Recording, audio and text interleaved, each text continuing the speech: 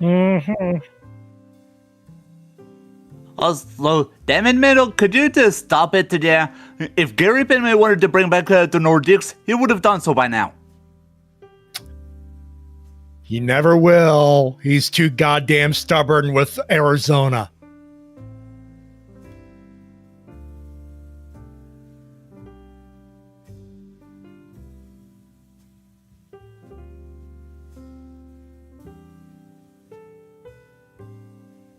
I think he's afraid it might be a matter of when. And I'd be all for that shit. I would too. We need a classic rivalry.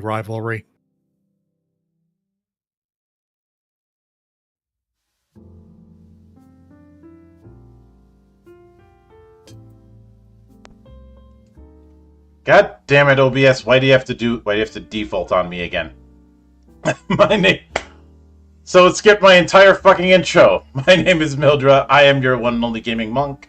With me are Maddie and Hydra. This is the Men Who Stare at Sportsball. I will get a logo for it one of these days. But technology, it likes to give us the middle finger. In other words, welcome to Tuesday. Literally. Mm-hmm. Holy shit, it's only Tuesday. Yep. In my case today, it was literally Taco Tuesday. Ah. Oh. I mean shrimp tacos, but I'll take it. Hey, tacos is tacos. Besides, I like shrimp. If I were a shorter person and eating shrimp, I'd ask myself if that's cannibalism, but that doesn't apply here.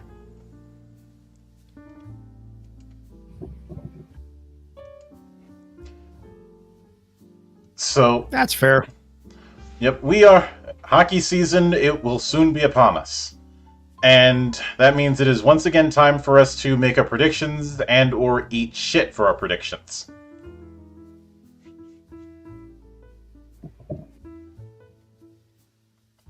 And to quote Jeff Goldblum, that's one big pile of shit.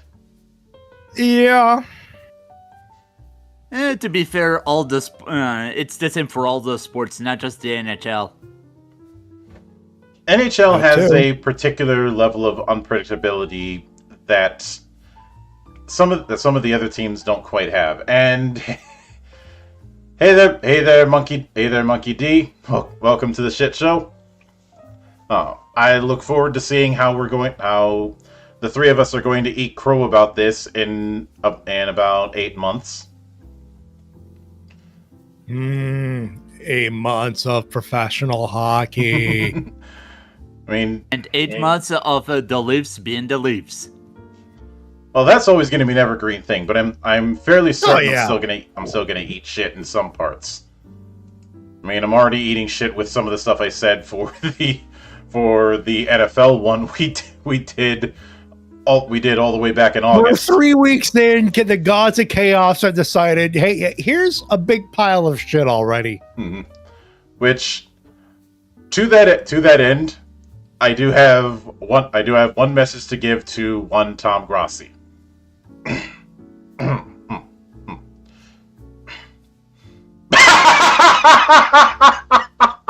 Yeah.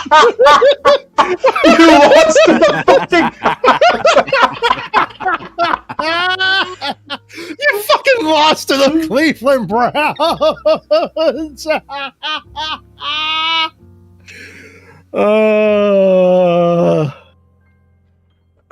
Come on, Grossi. You know you wanted to answer that phone when your name tree was calling you live on stream. If this ends up being another situation where the Vikings are at the top of the NFC North again, you know I am going to rub all of the salt. As you should. It's been the heart attack Vikings for how long now? At about 3 years at least. Of course, on the other hand, my Vikings, I'd like to report a murder. I mean, I didn't have much optimism for the Bengals, but damn, I didn't have Joe Burrow getting taken out for the season on my bingo card, and yeah, it's like picking on a wounded animal.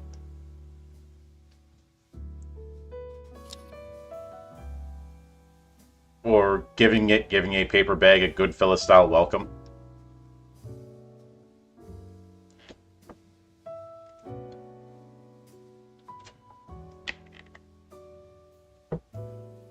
But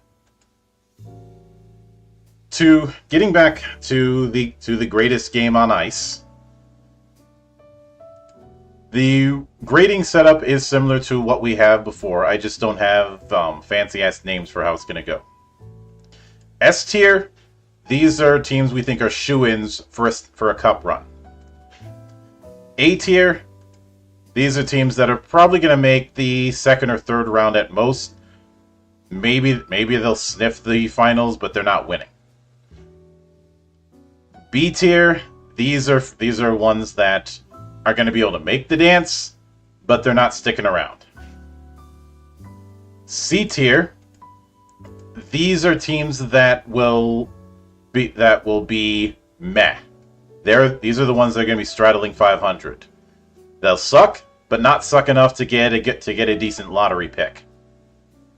And D tier are the ones who are going to be absolute ass, with a capital A. Anaheim, this will be definitely you this year again. I feel like every year since I've done this, Anaheim has been at the bottom. They refuse to improve. I'm ahead of time. We're definitely ahead here. Mm-hmm. But yeah, starting off, the Anaheim Ducks. Once again, D tier, as they seem to be every time I do this. I'm looking forward to the time I eat shit about the Ducks because they'll finally prove us wrong, and they've been ass for like, what's the reason for this? Like, Hydra, help me with this because I need to know why they suck. Honestly, it could be a whole bajillion, but let's be frank, everyone says, they consistently suck, and until some Hail Mary to the miracle happens, they're gonna stay at the bottom of the barrel and be to that everyone's eternal bottom. Mm-hmm. And the thing is, even when it comes to drafting, you'd think that they'd get some kind of momentum over the course of the 4 or so years I've done this. But the problem is the guys, they're not very good at drafting. And when it comes to getting anything beyond that, the approach is to get a bunch of old guys. You know, get guys that are on the wrong side of 30. I mean, I get it's important to have experience, but you're also going to need some fresh, hot blood to supplement that. Mm-hmm. It's as if they want to be absolute ass for reasons. Like, guys, the draft lottery isn't going to help you. It's designed not to help you.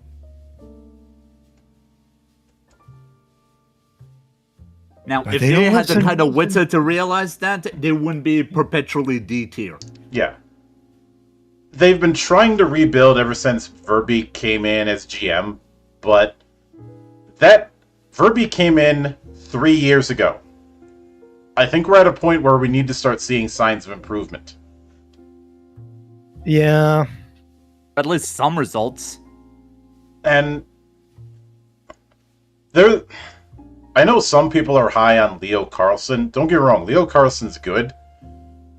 But one person cannot carry a damn team in hockey.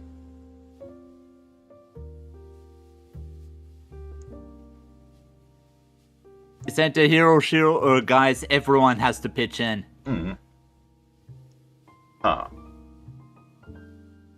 And even when people are trying to be optimistic, the highest optimism they can go with is a wild card, which Yeah. what is that? Which that tells you the franchise right there. Mm-hmm. So next we have the Boston Bruins. How the mighty have fallen. Yeah. It didn't take long,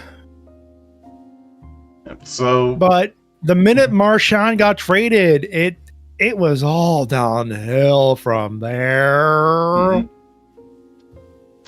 Another name for the Boston Bruins can be the Pasta Show, because if there's anybody who seems to be carrying his weight on the offense, it's Pasternak. Man's gonna wind up breaking his damn back for that franchise, and he shouldn't. Mhm. But the big problem,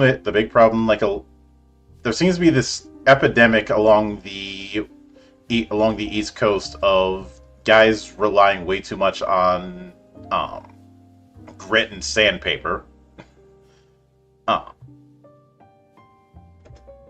But last year they got screwed over by the injury bug, and of course trading off one of your top guys, one of your franchise guys, didn't exactly help matters. I know for a lot of people they're like, "Oh, the Bruins are set for another 100-point season." Like, you can do 100 points and still fail. But I would, because there's way too many question marks, I'm putting the Bruins as C. Yeah, C, if for nothing else, they still have the team that could make the playoffs, but it's so destroyed. Like, just the absence of Brad Marchand is like that's the backbreaker. Oh, yeah. Well, the fact they only scored 76 points during the 24-25 season is a bit of a to that downer. Yeah. So then we have the Buffalo Sabres, and I'm just going to go right ahead and put them there again. D tier. Mm-hmm.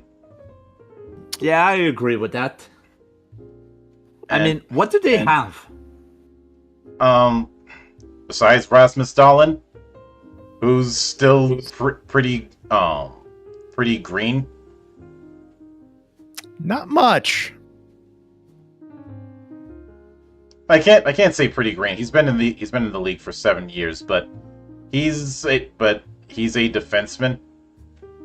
They don't have much in the way of offense, and they don't have much in the way of direction. They also don't have much in the way of good taste when it comes to uniforms. When was that ever true of the them, logo though? they've been using for the longest. Okay, I'll give them credit. At least it's not the Buffa. At least they aren't using the Buffa slug again. Amen to that. But I mean, Dahlin got the Norris Trophy last year, but there's been consistency problems, and there's an overall direction problem when it comes to the Sabres. They don't really have a strong identity.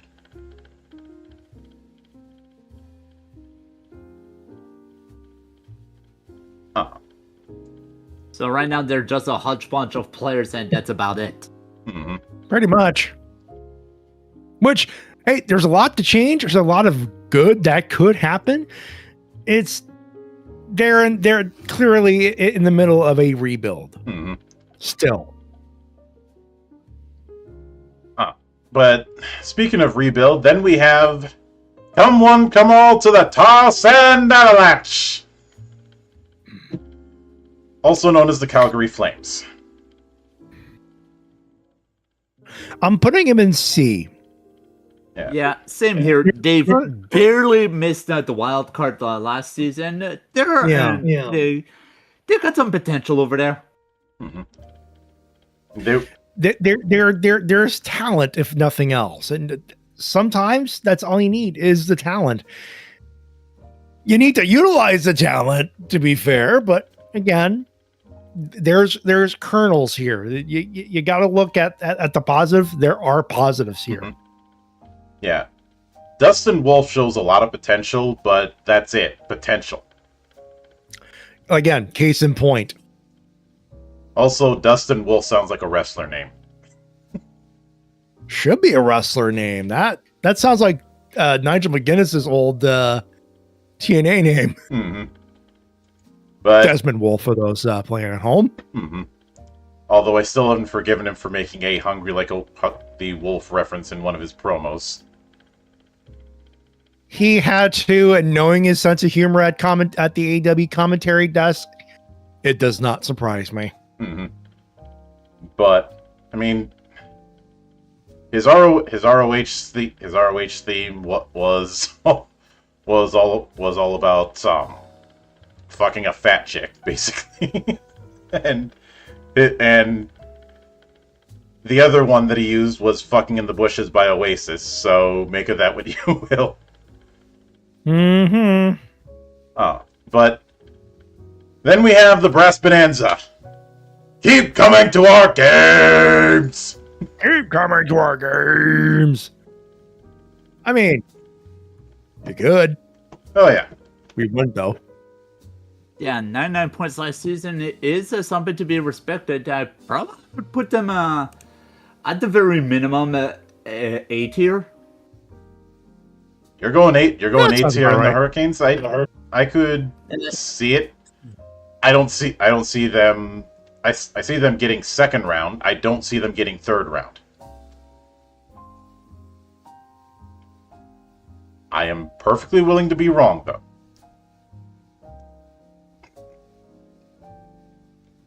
But obviously, one of the people that is seen as the standout with the Hurricanes is Seth Jarvis,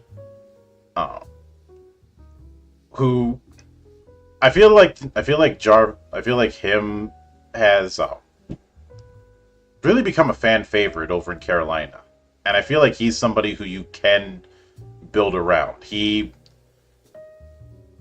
he was dealing with shoulder injuries the last couple of years, but he seems to be fully better. So I think they can make an improved run. The potential is there, if nothing else. Oh yeah, and there's a lot of people thinking they could be a Stanley Cup contender. I'm not going to go that far. I'd say give it a couple of years. I'm not bullish on them yet. Mm-hmm. But I could see them doing what the Habs did last season and sneak their way in. Mm-hmm. Yep.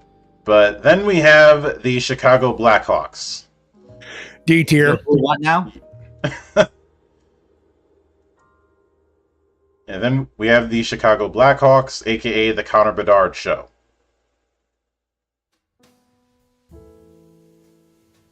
Hey guys, you're not a full team yet. You still no, they're not going to learn, aren't they?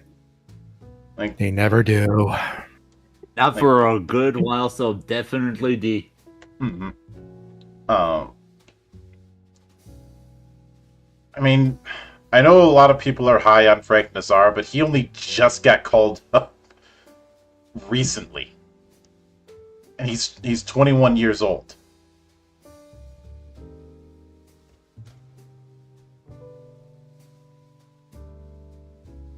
And in a case of not thinking things through, he had a good 53 games last season, and Chicago decided to sign him to a 7-year extension starting in 2026. You know what? Secure the bag, kid. Mm-hmm. Nothing wrong with that. But Blackhawks, you are nowhere near getting back to that spot, which means it'll be a few more years before we suffer through Chelsea Dagger again. I'm in no rush to re-experience that. No one is. So then we have the Colorado Avalanche.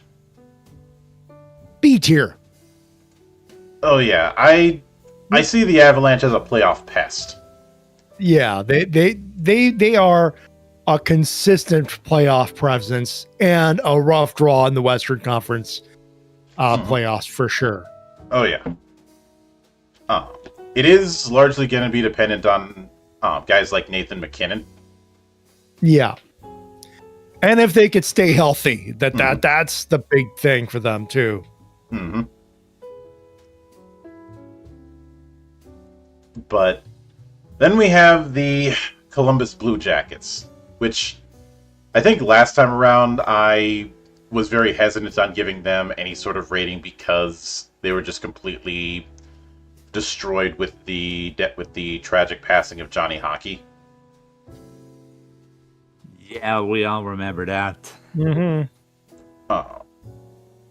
And while they certainly have talent, Gaudreau was somebody that they were really, really trying to build around.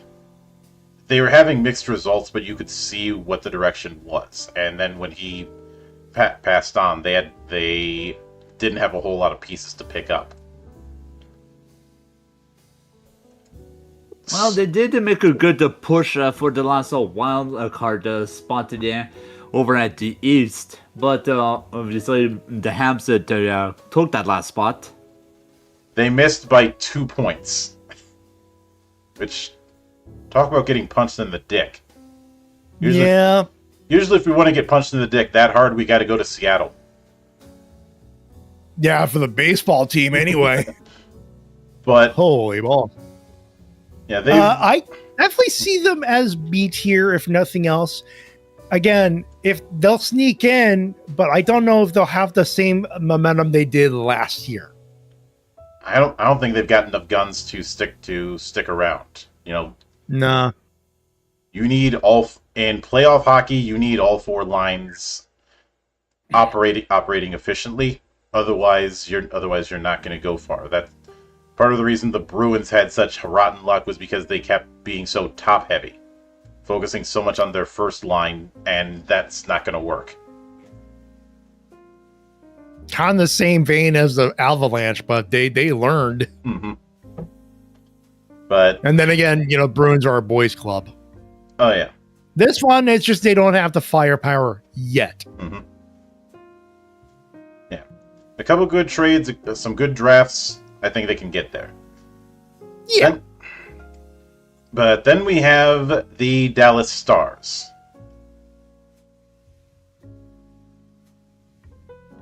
Well, they did pretty much have a nice showing during the regular season and the previous playoffs.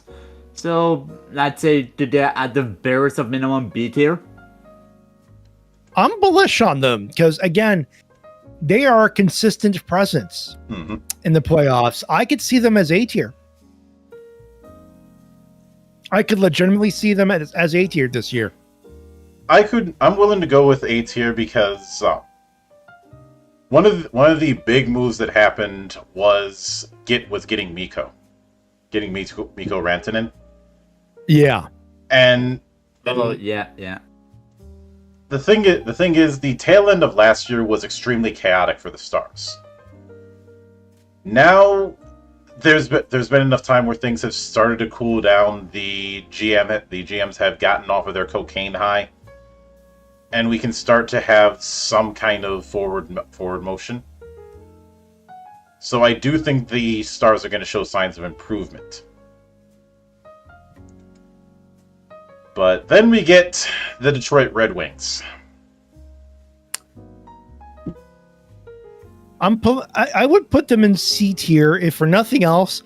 There's not enough for me to go, oh, I'm going to dunk on the Red Wings. It doesn't make sense. Yeah.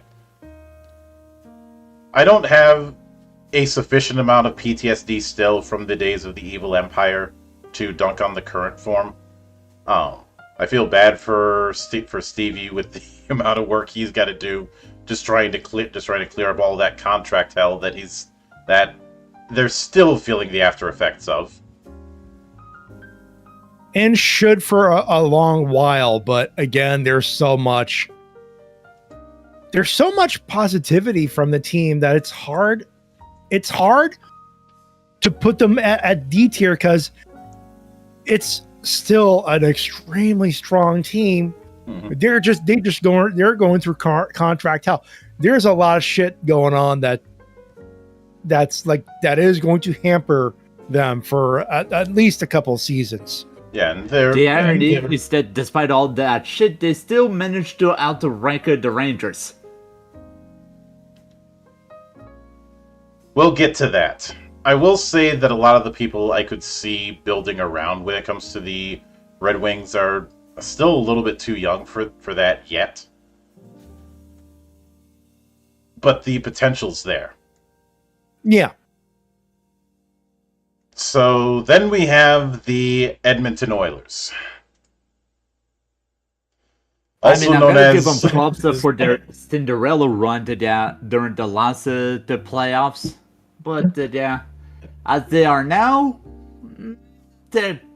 I wouldn't put it at S, maybe A or B, but I defer to the two of you.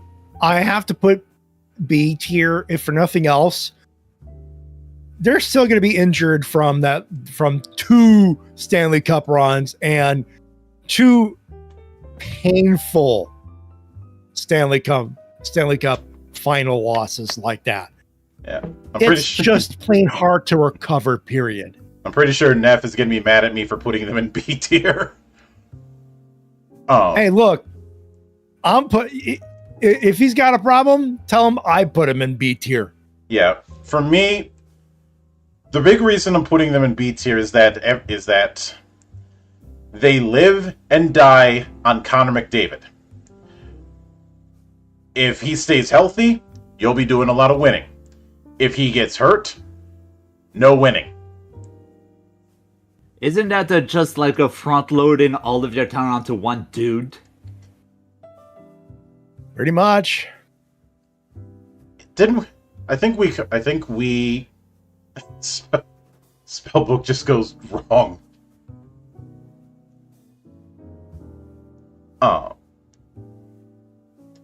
like for a while, Maddie, I know you and I had called the Oilers the McDavid and Draisaitl show. They still are, but they've been able to build up their depth, which makes that second loss that didn't even make a Game 7 all the more painful. They have improved. The problem is, so did fucking Florida. Yeah. Speaking of the Florida Panthers. S tier. Florida has... the hangover is real, but they got Brad Marchand. Hmm. And let's be frank, back-to-back Stanley Cup winners, you can't dismiss that. They are on a legitimate run to a dynasty right now. Yeah, which means they are one step removed from being the evil empire. They are not there yet, but they are flirting with that. Hey, they got the Rat King and Brad Marchand. They may as well be an empire. Mm-hmm.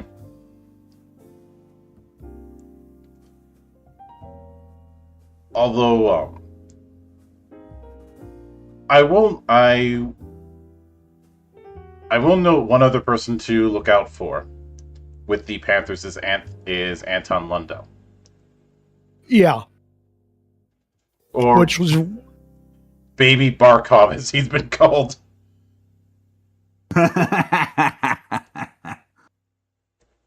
If any one of you starts singing Baby Shark, you're banned. And enough of that shit in baseball.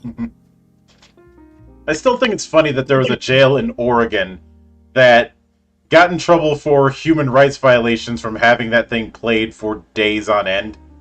Now,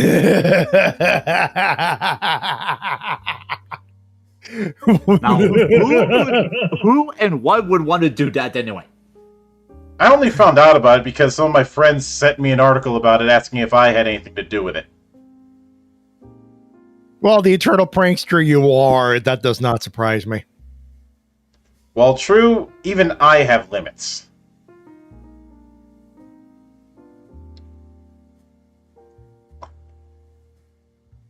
Still, the fact that not only does Florida have their main guys intact, but also guys that can step up if need be, is the reason why, no matter what, Florida is going to be the team to beat. Everybody's going to be thinking about, can we beat Florida? So, I could see them getting back in. Who I do not see getting in is the Los Angeles Kings. D tier. They just not even on a meme. That's like they're still a little ravaged injury wise, and they are clearly in a rebuild. Mm-hmm. Yeah, I second that. I mean, having guys like Byfield will certainly help, but they're nowhere near ready for any kind of deep run.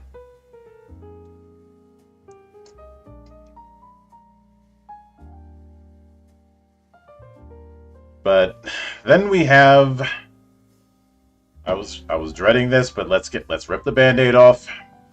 My Minnesota Wild.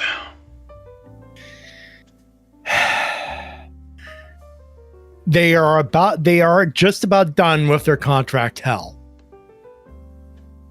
And the team has been slowly improving in the interim. And then this contract BS happened with Kirill. Yeah. Which, they're getting rid of their albatross contracts. Mm-hmm. And again, it's a young team. You want a young team.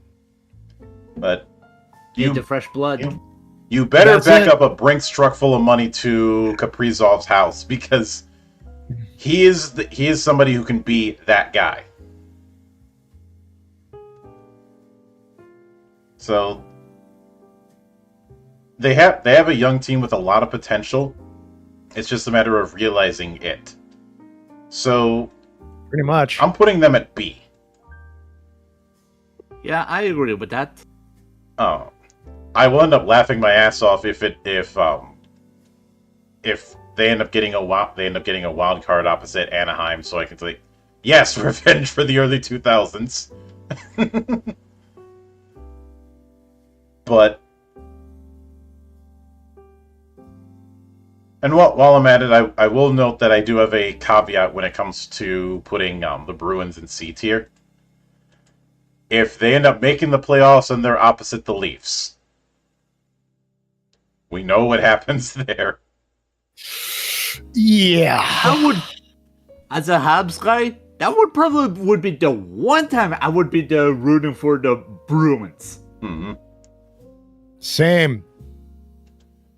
But regardless of who wins or loses, if that matchup winds up happening, it's going to be fun. Mm. Because you know Steve Dangle's streaming these things now. Oh, yeah. And I will always take time to enjoy his pain. But speaking of pain, now we got the Habs. As much as it feels like I'm squeezing my heart, I'm gonna have to put them in B tier. They definitely got talent, but they still need to. There's still some refinement to be done here and there. Yeah, there's fine tuning. They have the team. You're putting him in D tier. B. Okay. I'm a lot less bullish because, again, don't believe the Montreal media hype. Mm-hmm. They are like every time we win, it's like, oh, we're gonna make a big run. We never do. Yeah. That being said, the potential for B tier is there. Mm-hmm. So I'm not gonna disagree, but I'm a lot less bullish. I'm moving them to C. Just because I have way too many question marks and it's still too young of a team to really have the firepower developed. Yeah. The weapons are there. It's gonna take a season. They're gonna get another run. They're gonna get another surprise run. Mm-hmm. It would not surprise me to see them get another run. I just don't see it. Yeah. But then we have the team once known as Too Good right now, the Nashville Predators. D tier. It's the meme. Yep. Yeah. Last year was a dud. They tried to make they've made some splashy moves on the offseason. But last year they had the third worst record in the league. Hence the meme. Mm-hmm. And I like Philp. I like Forsberg. I just don't think he's going to be enough. So, yeah, D. But speaking of D, next we have the New Jersey Devils.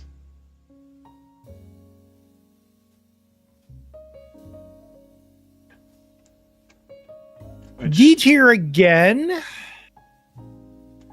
but high D tier. It would not surprise me that they have a C tier to B tier season. Mm-hmm. I probably would put it on C, but yeah, it can fluctuate. They're good enough to warrant it. Yeah, the thing with the Devils is that they are extremely chaotic, and they've had a bad run of luck with injuries lately. There's also the fact that over the years, management has been a little bit too trigger happy for their own good. Yeah. You know, instead of having the patience to do a rebuild over several years, they will retool their own rebuild midway.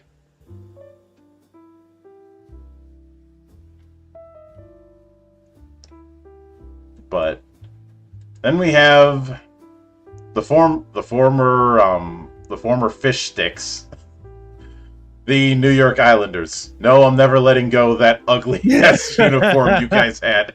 Seriously, 30 for 30, big shot. I don't know how to feel about the Islanders, honestly.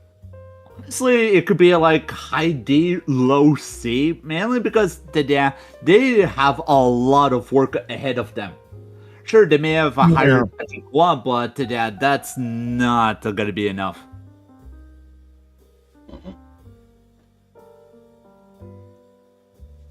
And Ilya Sorokin's going to be great on command, as one would expect. Yeah. But losing Nelson and Dobson certainly hurt. Which is why it's like they got enough to make you think, oh, they'll be at least B tier. They'll make the playoffs or make a run to make the playoffs. But those two losses you mentioned, that throws it into a little bit of chaos there. The other thing is they just got a new manager recently with Lamoriello getting out and Darche getting in.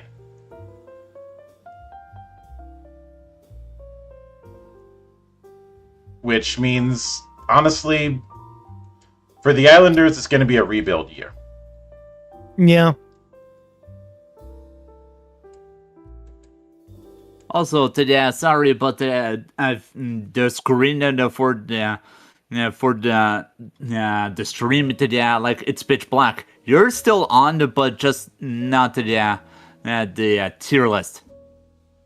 Which is odd because I'm looking at it right now and I'm not seeing that problem. Okay, it's back on. It's back. It was gone for like a second. Which is odd because I'm looking. Yep, and I just looked at it for a second and foolishly forgot to mute. But then we bring us to our favorite soap opera, All My Rangers. Sell the team, darling.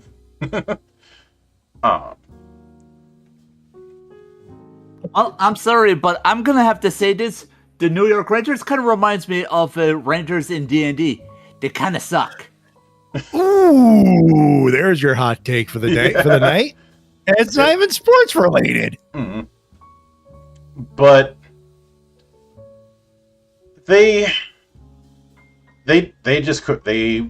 were desperately trying to get back to 2023.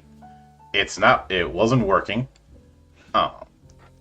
The 2024-25 season was absolute chaos for the Rangers, hence why All My Rangers became a thing, because it was a soap opera. T-posing is probably still banned in Madison Square Garden, which is why I'm not going there, because if I'm in the first row, I'd want to T-pose just to make sure everybody sees it, even if I get banned for life from the Garden afterwards. Worth it. It would be a worthwhile band if you ask me. Mm-hmm. Hey, we agree. We absolutely agree to this. Mm-hmm. Fuck Dolan. Yeah. I mean, Will Kulau, I'm hoping I got his name right. He was one of the standouts, but there was no consistency. They need to get some kind of direction going, otherwise it's going to be a long year.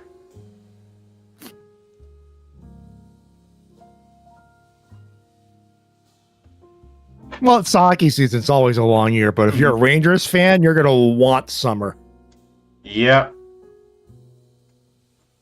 The ultimate troll move in a hockey locker room would be to put a golf bag in the middle of it.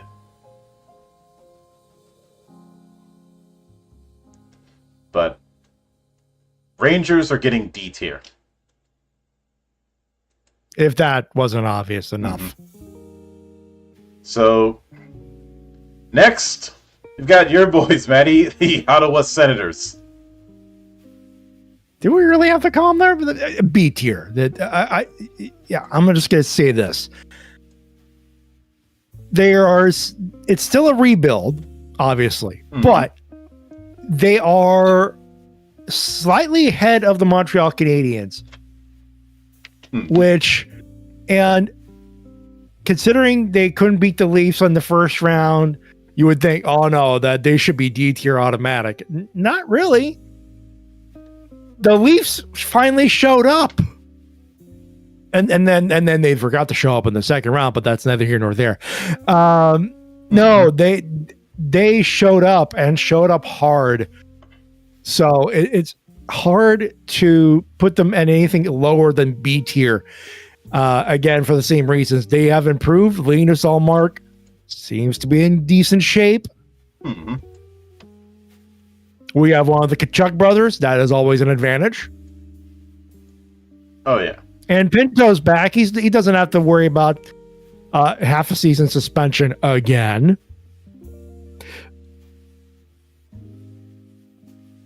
Mm-hmm.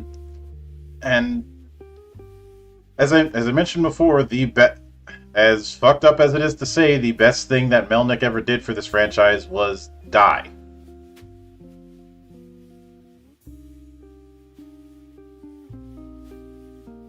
He died so that the Senators could finally breathe. Yeah. Amazing how you can get decent teams in when you actually spend money and don't try and spend as little as humanly possible. But on the other hand, I can't say the same kind of life for the Philadelphia Flyers. Well, there's the perennial pain in the ass. Well, the thing is that they were like literally at the bottom of the Eastern Division, tied with Boston in terms of points, but even Boston is slowly edged out. Yeah, with Philly, they're pushing for a rebuild now, but it is way too early for them to be doing anything of note. You remember how there was that day counter counting the number of days since they last won a cup? That counter is going to still be going up. Yeah, that's not going to change anytime soon. Mm-hmm. Not for at least another 3 years. Oh, yeah. Oh. But then we have the Pittsburgh Penguins, who... It's pretty much the Crosby show. And Sidney Crosby is probably having back problems from carrying the team on his back. I mean, he's been doing that ever since Pittsburgh's hired him, so he probably has got some bad case of arthritis or something. Possibly, and don't get me wrong, other things. Crosby is still really good. He's also 38. I respect the loyalty, but for the love of the game, you should be chasing a cup right now. Mm-hmm. That's what we did with Ray Bourque. That's what Ray Bourque. That's what Marchand did. Mm-hmm. So, I feel like with the Penguins, the next couple of years are going to be their last chance with guys like Crosby. I know that they're attempting to rebuild, but much like with Philly, they waited too long to try and do a rebuild. And they got a lot of contracts with a bunch of old guys that they're still having to deal with. So, honestly, I'm putting them at C. I don't see them making any momentum for a while. They're certainly going to be good because it's Pittsburgh and they find some way to bring out the magical pixie dust of bullshit. Mm-hmm. The best kind of pixie dust. Mm-hmm. But that's as far as I see it going. So, then we have the San Jose Sharks. D tier. Yeah. Some of it has just been really bad luck, but it's also been vastly overextending contracts that they didn't have to. And one of them is that, believe it or not, they just received Carey Price. Well, yes, but he's retiring. That's an albatross. Yeah, the big problem is that because of all those albatross contracts that they signed a couple of years ago, they don't have a whole lot of room to go. And they've got a bunch of promising prospects, but they're gonna be dealing with cap hell. Yep. And there's plenty of guys there that I like. I like Macklin, but the problem is you've got the closest thing that you're getting, if you even sniff the show, is a wild card spot, and there's not going to be that many of them, especially in a Western Conference where people are going to be out for blood. Yep. And let's be frank, San Jose only scored the 52 points, the lowest of all the teams. Yes. D tier. Mm-hmm. So then we have the Seattle Kraken. C tier, if for nothing else. They're getting better, but there are meme teams that deserve be a D tier. This is not one of those teams. Yeah. We knew being an expansion team that they were going to be getting their ass kicked for a few years. This is the way of things. Whenever I say they're this not is the Las Vegas Golden Knights. Yeah, which was just that wasn't a magic pixie dust of bullshit. That was Kurt Hennig's 14-karat lucky horseshoe shoved up their ass. Or an anomaly.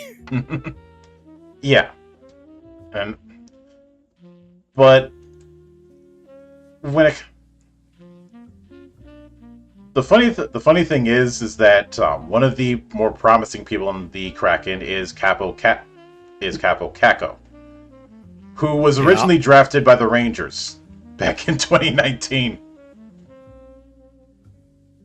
He didn't do a whole lot in 6 seasons, but I'd attribute that more to the Rangers not knowing how to develop talent.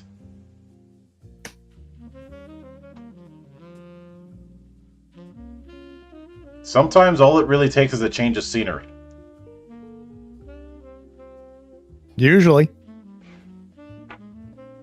Or, not a dog shit owner. Either or works. Oh, yeah. Well, I am a dog owner, I just don't own dog shit. Mm-hmm.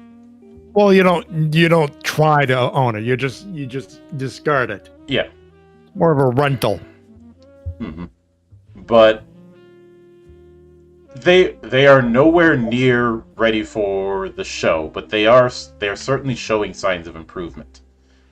It is going to be a slow process, but I could see them maybe in a year making a wild card spot, but not this year. That sounds reasonable. Mm-hmm. Yeah. But then we have the St. Louis Blues.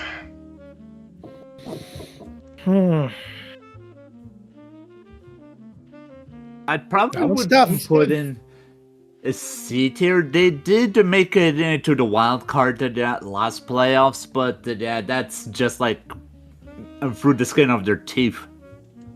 Mm-hmm. A lot of the team that carried them to that Stanley Cup win is elsewhere, and I do wish the best for jeez, I can't believe this is his name, Jimmy Sniggerund or Snuggerund. I don't know why I said it like that, but I can't with that name. You went with the meme. There's nothing wrong with the meme. Yeah. Because I'm always gonna be supportive of Minnesota guys, and he came out of the U of M.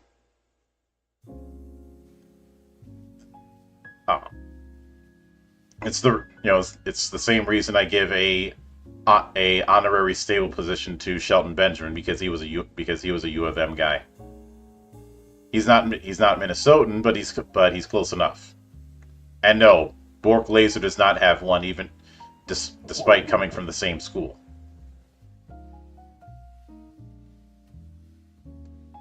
That's fair. But over the last few years, the Blues have had their particular lineup decimated, whether it be through injuries or through trades, and it's still in the rebuilding phase. They're not dog shit, but I don't see them going far.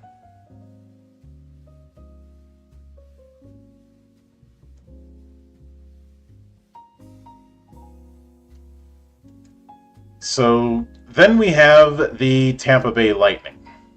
And if I'm going to be honest, I'm putting them in B tier. Yeah, I can see that. Yeah, same here. They have nowhere near the depth that they had a few years ago when they were back-to-back winners. They're also not returning to the memes of old. But it is very much the Nikita Kucherov show.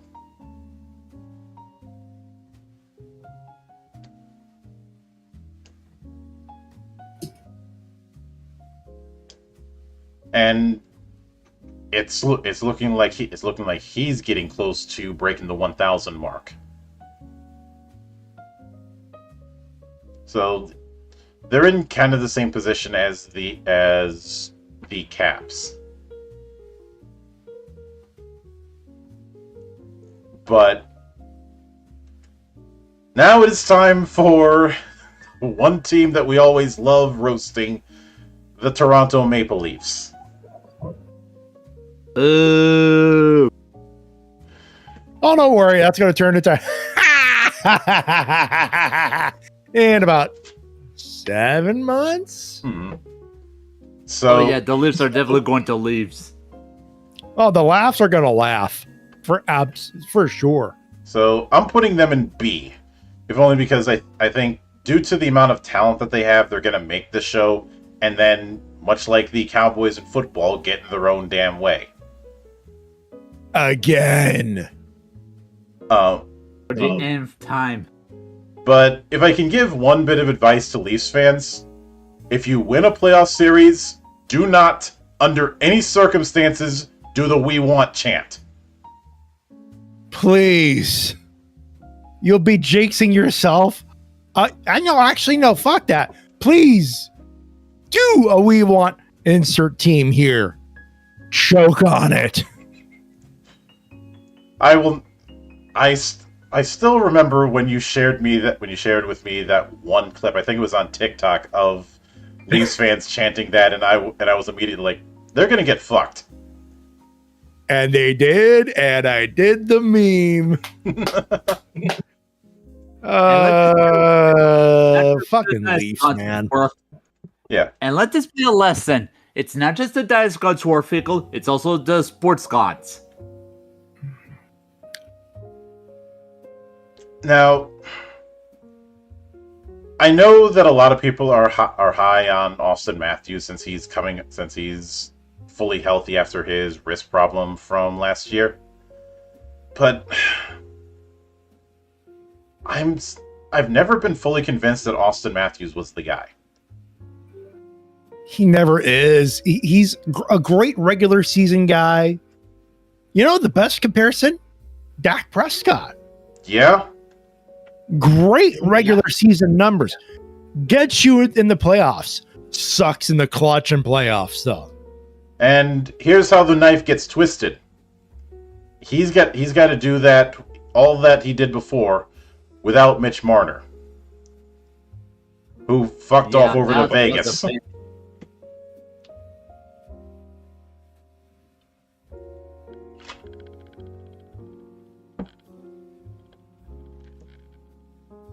And so then we have, and I'm not sure why they're down here, but then we have the Utah Mammoth. I think last time we did this, we didn't have the. They were still the Utah Hockey Club. Mammoth. I get the feeling that they had a couple other names in there, but obviously that got junked the minute they realized, hey, copyright laws are a fucking thing, and a dick.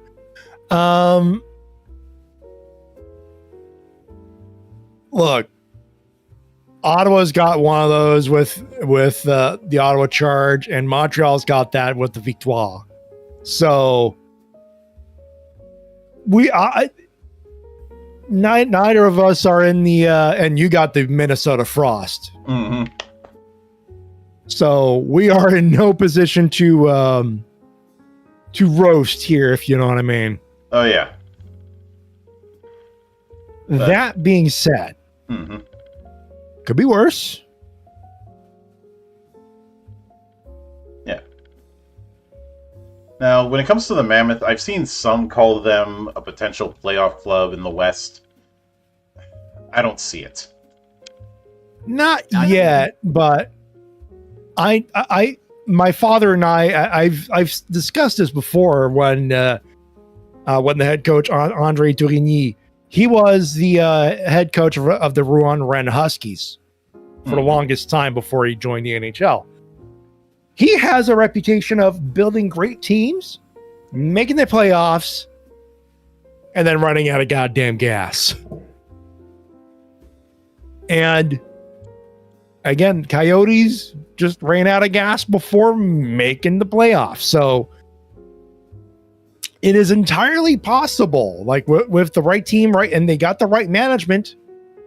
Mm-hmm. The Utah people seem to have their heads on a swivel. And they got good heads in there. So yeah, you could put them in D tier, but I'm like, again, that's high D tier. It's not for the meme. It's more of a they're gonna have to go through the ringer. But yeah.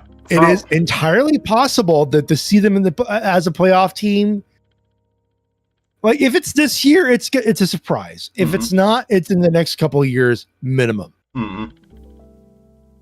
Yeah, but then we have the Vancouver Canucks.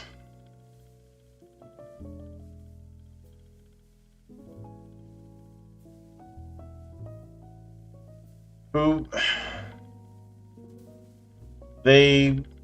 Our silence is intentional, ladies and gentlemen. Indeed. Like, they're okay-ish. There is some talent, but I don't see them go ahead and reaching like wild cards just yet. So either like high D or maybe low C. I'd put them at C, if only because they're going to be what we refer to on the NFL episodes as aggressively average. Yeah. And they definitely fit that. Mm-hmm. Yeah, sounds fair.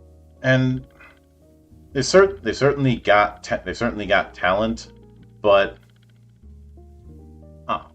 I'd say a lot of their talent is in the defense, not offense. Especially guys like Quinn Hughes. Defense is nice and all, but you still need to score goals. Mm-hmm. So then we got Vegas. A tier. Now, and you know what? S tier. Yeah. Yeah, I agree with that. They still are a pretty solid team. That horseshoe is still firmly up their ass. Mm-hmm. They didn't have a whole lot of offensive depth, which led to them getting bumped out of the second round last time. But they are clearly making moves to address that by managing to get Mitch Marner. And Mitch was part of that Team Canada Four Nations team that got them in the clutch. So Mitch Marner is definitely a player to have. And I do think it's this. I said earlier that sometimes a change of scenery is what's needed. That's definitely the case with Mitch, because him leaving Toronto was the end of a very, very toxic relationship. Oh yeah, it's like moving out of, shall we say, like the suburbs and going straight to sunny Florida. Pretty much. Because for whatever reason, some parts of management were really trying to run him out of Toronto. which is fucking stupid. But hey, you know what? Hey, You weren't winning. He wasn't winning a goddamn cup in Toronto anytime goddamn time soon. Mm-hmm. Hey, don't look at a gift horse in the mouth. If Toronto wants to shoot themselves in the foot, that's better for everyone, including themselves. There is a quote by Napoleon that I love using in these situations. Mm-hmm. Never interrupt your enemy when he's making a mistake. The big Amen. mistake here was both Leafs media and a good amount of the fan base. Not all of it, but enough that I have to comment on it. Treating Marner as the scapegoat.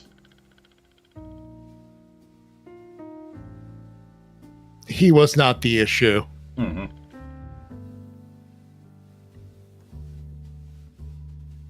And I think being in Vegas and being alongside a guy like Jack Eichel, who is Jack Eichel seems to be the reincarnation of Brett Hull in the sense of being an incredibly good talent that can be built around, and also somebody you should stay far away from if they've had a few drinks.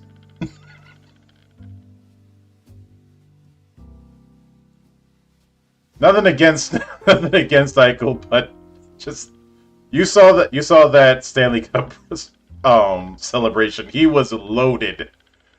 Yeah. Oh dear Lord! Yeah, I almost did the flashbacks, man. Oh, much like how whenever like as much as I love the Golden Brett. You saw his celebration with the Blues. He was off his tits. Yup. Can you blame him? No. Nope.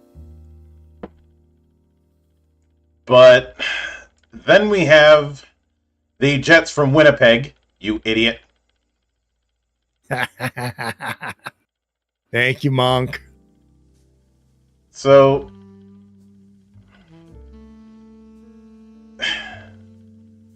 after they did that all-in push that I was not exactly high on because all-in pushes rarely work out, and they end up losing like 1/3 of their roster to free agency, they've been trying to build back since.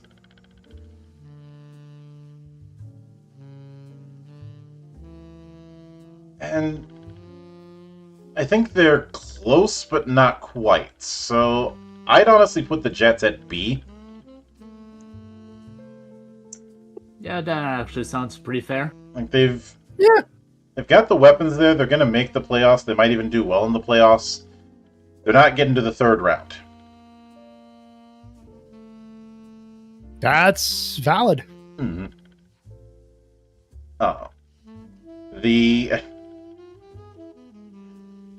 Are they going to go back to going full Atlanta? Probably not. No, I mean that's unfair to compare them to that shit show. Although it would And be again, there's competent management at play here. So yeah. Like as much as I enjoy the Blue Land Twitter account, but it's well established the reason the Thrashers didn't work out can be summed up in 2 words: Atlanta spirit. You bring that up with any sports fan in Atlanta and you will see them go get a 1,000-yard stare or get really mad at you. Hi, Kara Coops. How are you? But then we have one of the many, many, many reasons that Doku drinks, the Washington Capitals.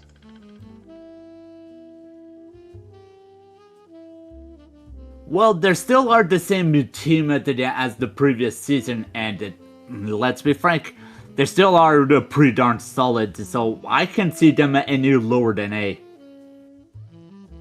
Yeah, Alexander Ovechkin is the kind of guy that is damn near ageless. dare I say. So it's kind of tough to go against a team that good. Yeah, there's also the fact that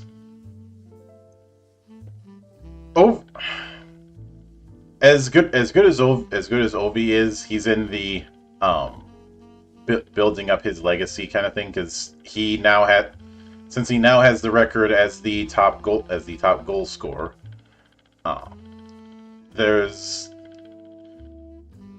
I think there's going to be a bigger push to get back to the dance. Now the problem is you've got a team that's good but has kind of been immobile, while everybody else in the East has been making moves.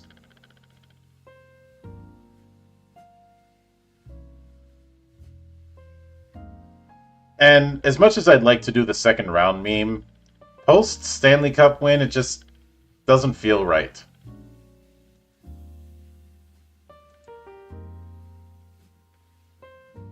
If that makes any sense.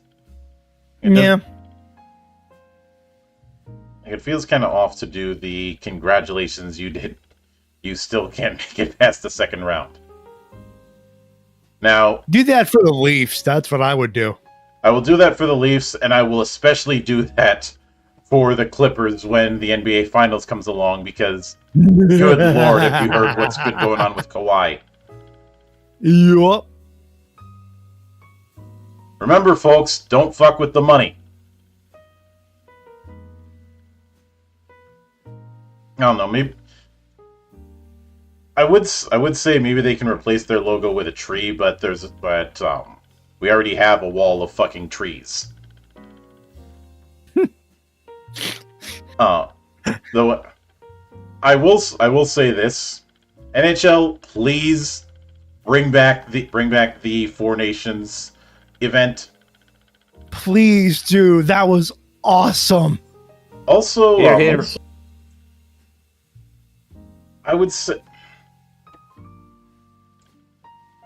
I think what was this, and if you're gonna do that, make sure to do it once again around the same time as the All-Star game, as the NBA All-Star game, just to completely embarrass the NBA again. Actually, I think the All-Star break might be the Olympics this year, isn't it? The Olympic Games are coming up. Oh yeah. Well, here's your answer. Four Nations is the Olympic break. Mm-hmm. I don't know if they're going to do it again. I haven't heard anything, but I really, really hope that they do. And that Four Nations Cup was exactly what hockey needed. Oh yeah, absolutely. It was a complete spectacle. And partly it didn't help it that Trump with his 51st estate jokes that they just pissed off at Team Canada to the point that we all saw how that turned out. No, I say do those jokes. Because like give people a motivator. That puts skin in the game. That was awesome. Like it's the same reason I was fully willing to let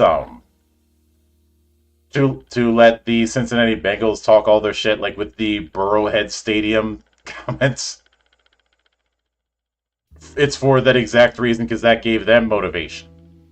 Or how everybody wanted to kick the shit out of Pittsburgh because of one guy dancing on logos.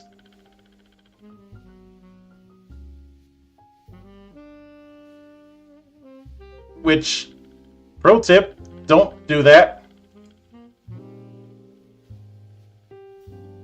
But there is one person who if he doesn't try and make a push for doing commentary, would make a very, very good spokesman for like media appearances when it comes to the NHL, and that's PK Subban.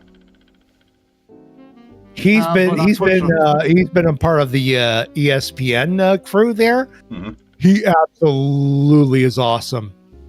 Yeah. Oh, Yeah. BK was always a fun. Even when he was playing in Montreal, he definitely know how to put on a show. Yeah. I think the only people who didn't like him was some of the management in Montreal at the time because I guess he wasn't French enough for them. Fuck you, Mark don't be silly. Bergevin. That wasn't the only reason. No, it wasn't. Mm-hmm. Fuck you, Mark Bergevin. Yep. Huh. This. But I'd say if I was to make it get, I know with this it looks like we're gonna have another case of Florida and Vegas again, but I'd be perfectly fine with that, especially because one thing that I feel is really missing from hockey that we haven't had since I'd say the 2000s is that one feud that is going to make people come to absolute blows. Basically, I remember back when I was just a wee brat like whenever it was Montreal versus the Nordiques, damn, that was some good shit right there. Oh yeah. I suppose a more recent example would be Red Wings and Avalanche. It's another solid one. Yeah, to the point where a whole book called Blood Feud was written about it. And yeah, there's been things like the Battle of kind of events for certain things, like the Battle of Ontario or whatnot. But none of them really get to the throwing hands kind of stage. To be fair, though, a lot of those games fail to disappoint. They're always fun. Oh yeah, but we have a whole rule set about fisticuffs in this sport. Of course.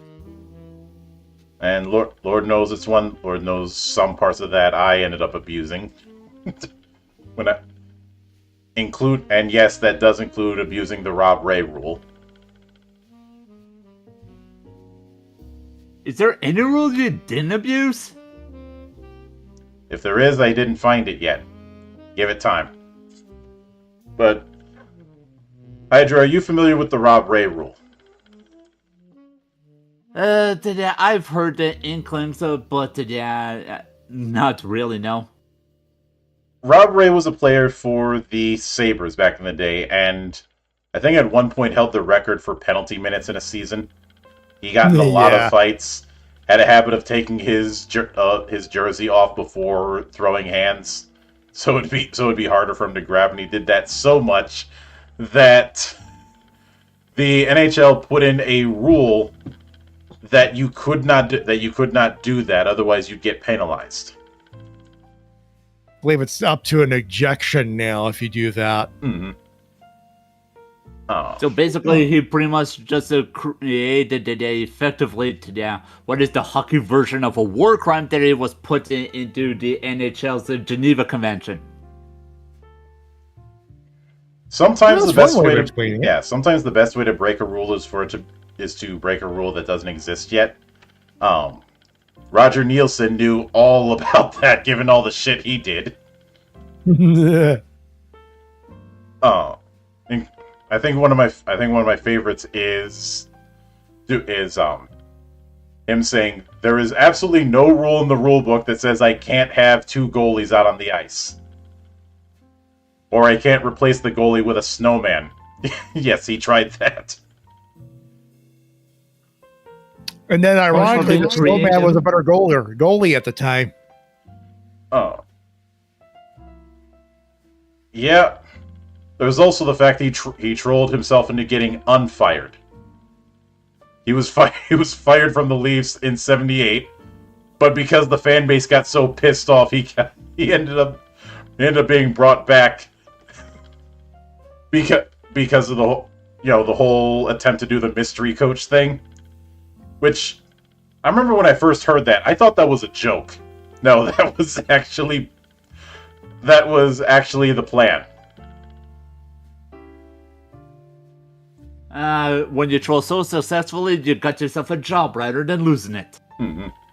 Granted, he got fired again at the end of the season, but I think that was because Harold Ballard was a asshole. Was a cheap ass. Mm-hmm. Asshole as well, but a cheap ass. Mm-hmm. Pretty much. And of course, there was also the troll job of putting a white towel on a hockey stick and waving it, which ended up getting him ejected. But then fans started bringing in white towels. Thus, a modern hockey tradition was born. Mm-hmm. So I still have minded the towel when I went and saw the Habs playoffs versus the Capitals in the first round and lost to the playoffs. Mm-hmm. But again, it's a case of guys like Roger Nielsen or guys like Junior Johnson in NASCAR are the gold standard when it comes to rule breaking, because they forced the sports that they're in to make better rules just by pissing them off.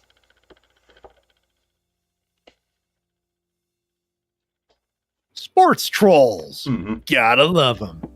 And of course, in football, the most infamous case is the Holy Roller. The dumbest play that somehow worked and then got banned the next day.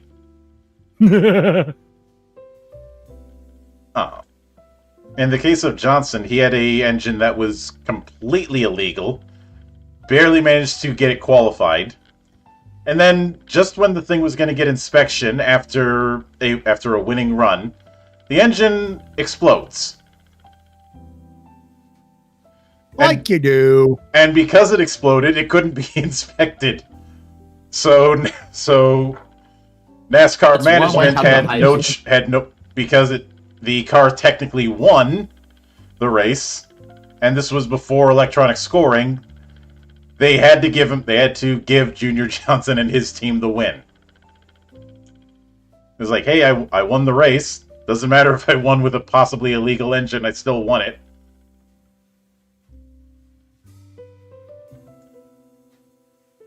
That's a good way how to hide the evidence. Yeah, some people have insisted it was just a tragic accident that caused the thing to explode. Others have suspected that Junior Johnson put something in it.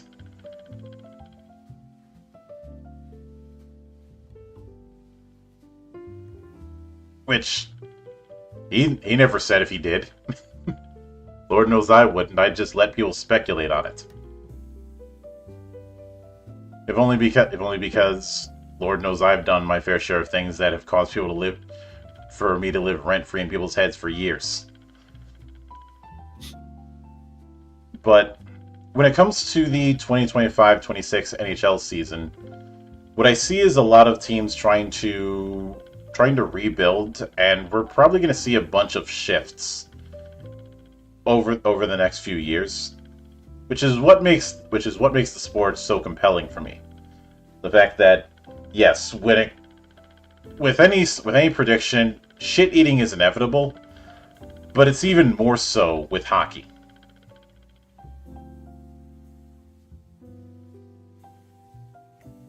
Like, think of what we all thought when we saw the expansion draft for the Golden Knights. It did not look promising. And yet here we are. Mm-hmm. And there's been plenty of teams over the years who look dead in the water and end up winning everything. And teams who, just from legacy alone, you'd think they'd be shoo-ins. You know, pretty much all of the original six, and yet they're struggling.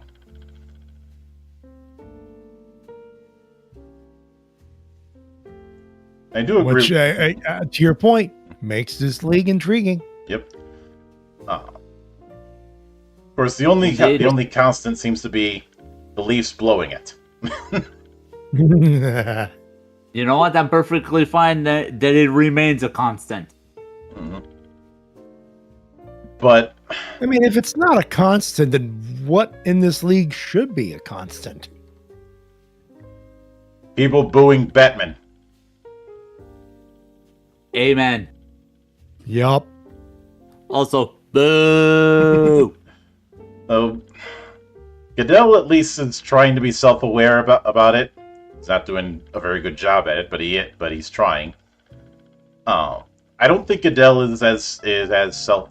I don't think Bettman is as self-aware about the booing as Goodell is.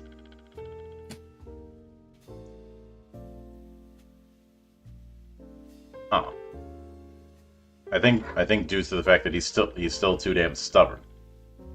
Mm-hmm. Though if I wanted to, how old is Gary Bettman? Is starting to push up after all these years? Yeah, though, you know, it would be the ultimate troll move at a future draft. Find whatever war room the Senators are at, and just leave a laptop there. Oh.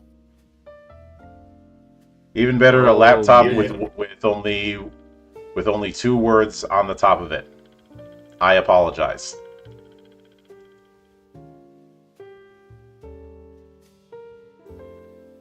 You know exactly where I'm going with that. Yup. Oh man, I know totally want to see exactly. the videos of that on YouTube when that happens. I don't think anyone's gonna do it because management isn't as evil as me. That would be the ultimate. That would be the ultimate troll job. I would have just said, hey, here's a laptop charger. Mm-hmm. We're sorry it's 30 years late. But with that said, that is going to do it for this particular episode of The Men Who Stare at Sportsball. We'll be back in a few months when the postseason comes along to see how much shit we end up eating. And I know one might say, why didn't you do baseball or basketball? One, I don't care as much about basketball as I do other sports because there's way too many divas. Though that does seem to be fading back a bit. Of course, the other problem is Adam Silver's a cuck. Also, I was completely disgusted with how the WNBA acted when they had blatant bullying going on. When it came to Caitlin Clark, and the fact that you have somebody who can put asses in seats and you're trying to bury her. Like, any sympathy I had for the WNBA evaporated like that. Plus, as a Minnesotan, I have better options when it comes to women's sports. How could I not bring up the Frost and the fact that they are two... That league's only been around 2 years and it's been dominated by the Frost.